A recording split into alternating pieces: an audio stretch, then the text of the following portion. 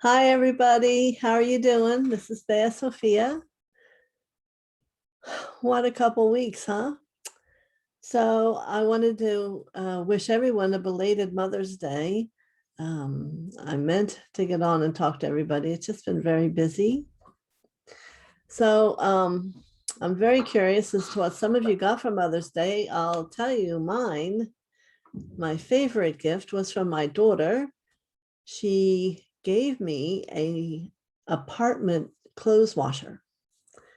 So if you don't live without having that in your home, you may not understand the joy I have of being able to do laundry right in. We just put it in our second bathroom. It's very tiny and it does a great job. You just can't do a whole big load like you do in a normal one, but it's made it all more efficient. So, and I got yellow tulips, 20 of them. And did you know you put a penny in the water of yellow tulips and they don't just go limp? So they're still good. And I'm so glad to see all of you and hope you're also having a happy Mother's Day week. How about that? I just extended it for you. That's good. I wanted to introduce you to my little ones that are my grandbabies. That's kind of the thing you talk about on Mother's Day, right? Here they are. Aren't they cute? They are angels. This is my 11-year-old. His name's Chance. And this one, his name is Jackson. He just turned 7. They are quite the pair. And at this age, they don't like each other. Chance wants to be quiet and secluded, and Jackson's still that happy jumping, you know what I mean, running around screaming, "You did that to me." So those are my little people in my life. They live in Pennsylvania, where I came from, so I haven't seen them for quite a while. So hopefully they're going to come visit this summer sometime. Who's to know? I'm sure for those of you who are grandparents and not with them, especially with the pandemic, has kind of kept everybody separate. But I think things are going to be changing in a positive way. They're definitely all back to school, which I'm sure you're all experiencing that too. But on another level, I wanted to talk about the spiritual path today. Certainly, being someone who also watches YouTube, I see a lot of perceptions about the spiritual path. And being a mentor of it, let me give you my little 2 cents, or a quarter if you want to put it. The path is where your heart is. We are innately created to, at some point, awaken to the feeling, I want to go home. I want to belong. I want to remember. And maybe you can't define it with those words, but something activates inside your heart. And that's why God sent me here, to help activate people's heart to wanting to know more, getting to know themselves, and getting a renewal in that relationship with God within them. So what I run into often as I work with people, most of them, yes, have some gifts. They don't have all gifts. And by the time we work with them a while, they do evolve and get more gifts. But they assume that after a very short period of time, and I've even seen it written here on YouTube, you're magically going to be complete. And I thought I should tell you that the healing will never end. It is a growth of remembering that your path is, not of becoming like someone or becoming the same as someone else. It isn't that at all. You already are someone. You already are all the love you're looking for. So you must take one step at a time, whatever the path shows you at a moment, and embrace it. Try to understand it. Most importantly, if you can embrace it and learn to love it, your next step will become easier. And is it already preordained what your steps are? No, because you are a being of freedom. You have choice. God created you that way, created me that way. My choice may not be your choice. I had to know more. I had to take the next step. I had to. Not because I wanted to be something. I never even would have dreamed where I am today, but because I knew there was something more. When during my trip to Thailand, there came one day and period of time when my husband had to go home early, and there was 3 of us left. And my teacher took us to this little area of town, and where you could step down a few steps, and it was like a gully. And he said, "This is where Buddha would meditate." And he was leaving us there for the day. No water, no food, no nothing. And we were not to speak with each other. Yes, there were rats, and you could hear them. But what occurred that when you went, excuse me, in the depth of the meditation, it became about that experience and that expansion. And it wasn't about what you heard or where you even were. It was just amazing the magnitude of what I learned that day about the capacity of the spirit part of myself to be able to manage all things. So finally, I guess it was probably about 5 o'clock, someone said something, and we all kind of then started chatting, which we knew we weren't supposed to, but we had spent hours in this state that we were in. And then he showed up and took us to dinner. But I'll never forget that day. I'll never forget that first moment of like, what have I gotten myself into? And oh, Doug, I wish you'd come back. But there were 3 of us, 2 women and a man, and experienced, I can't even give it a word, bliss and a different experience. But to know that I have that capacity now to go and to be at that space whenever I need it is a wondrous thing.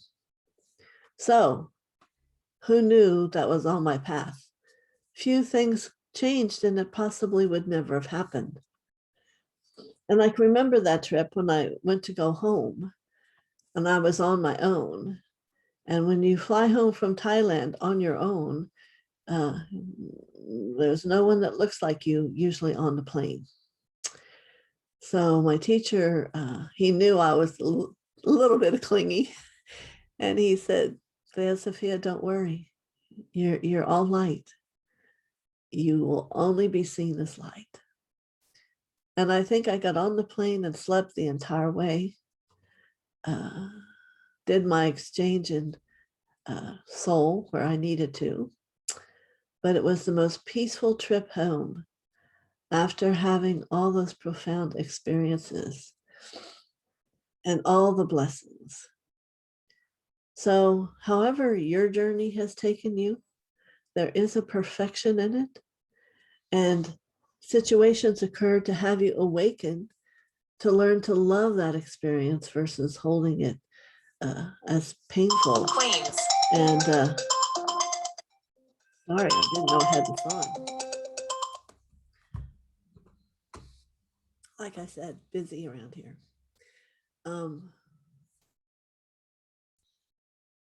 I forget where I was. Let me see.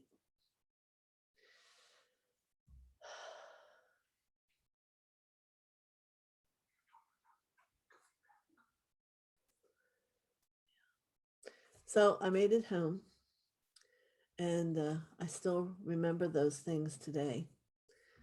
So I remember where I was.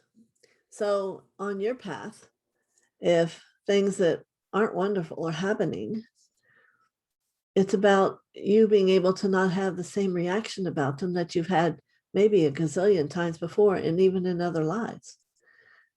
It's about us being able to see and have an understanding of the lesson and to embrace and love yourself, because now you can accept it, which is at the same time accepting a piece of yourself. And it's wondrous, because come the next time it comes up, you're going to go, oh, yes, I remember that, but I am not that. And love it, and love anything like it that we can connect it to it. You know, there are sub-personalities and can come up and rattle your life. Have you have things that are feelings, emotions, but they're that part of you that's been taking that same pattern and having it be negative in your world.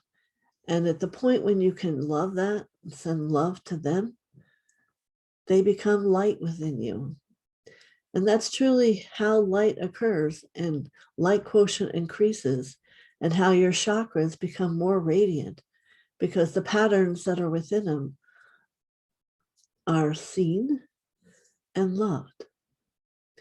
Love is the miracle. And where does love come from? It comes from God. That is his magical experience that he gives to each of us, is the love that he holds. So our path, we're on a path where things happen, where we happen. Thoughts move through our expression of the brain, and we want them to get to where they move through the expression of the heart. Just take the whole brain and move it down. There's two things. There's intellect and there's wisdom.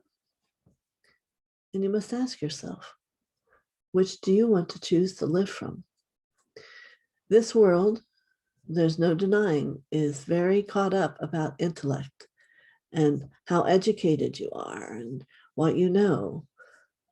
But once you really move on your path and raise consciousness, there's a wisdom beyond the intellect that occurs, that you can answer pretty much every question because it's existent in the level of consciousness that you are. It's all fascinating. But what I'm trying to help you know is embrace where you are. There is perfection in it. Go ahead tomorrow, take a new step. Discover what the day has to offer you tomorrow. Perhaps it's love all day. Perhaps another day it's all happiness. But have gratitude and begin to feel, as you take and breathe God into your heart every day, that you're not alone. He walks with you. One thing my husband and I have learned to do is know that God is our partner. And no matter what, we have faith, and that he will always be there.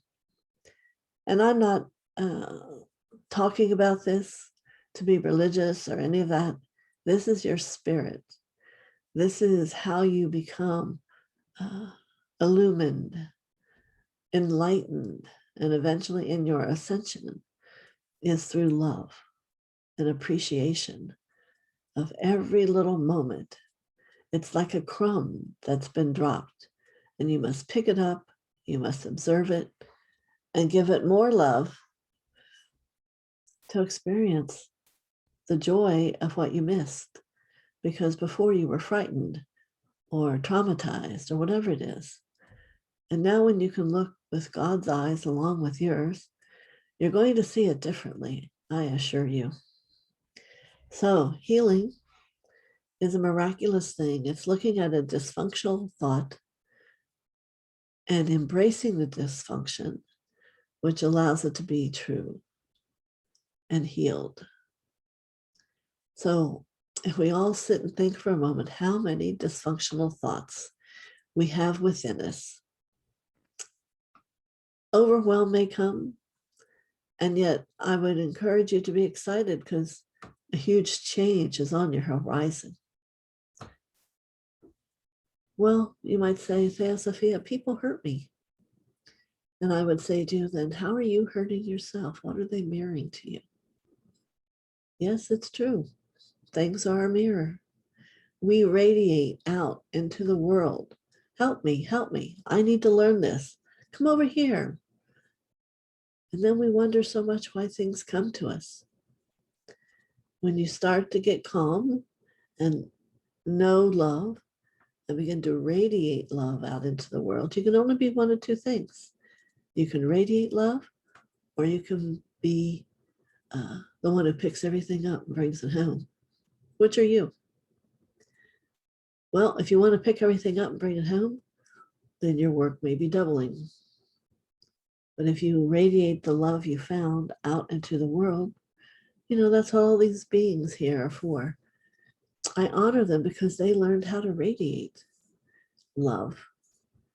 They, at the point they were being shown, were not picking it up. They didn't need to take it home.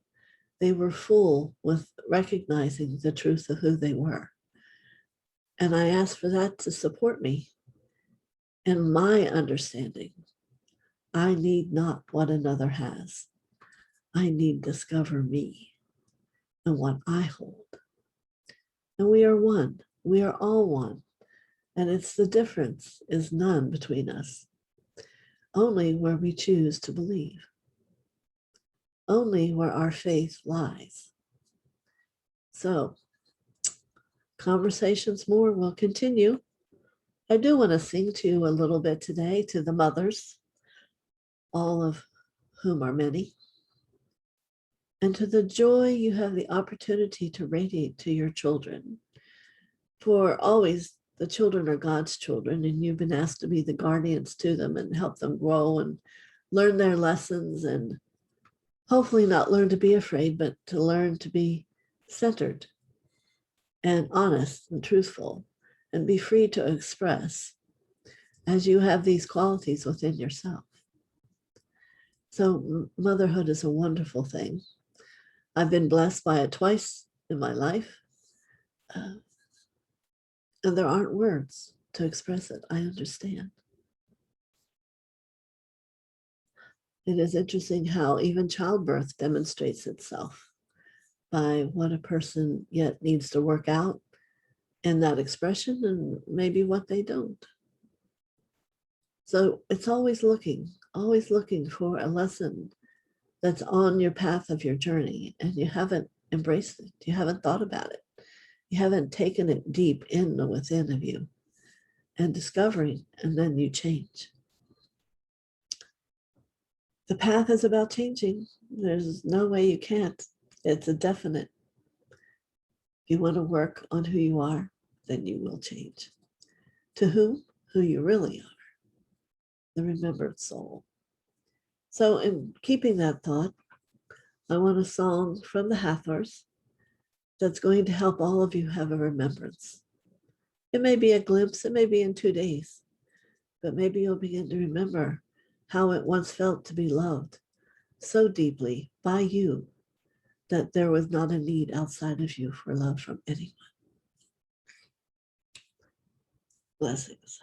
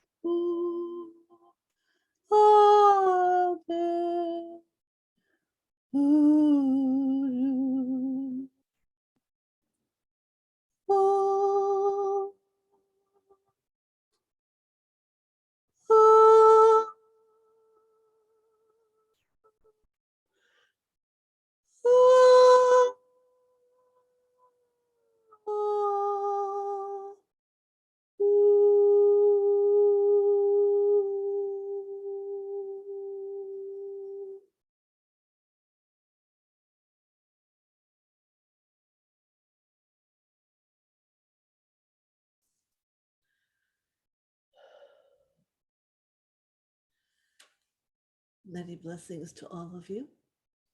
I will be seeing you soon. I have my weekend planned to be on YouTube. So I hope you'll join me. Many blessings.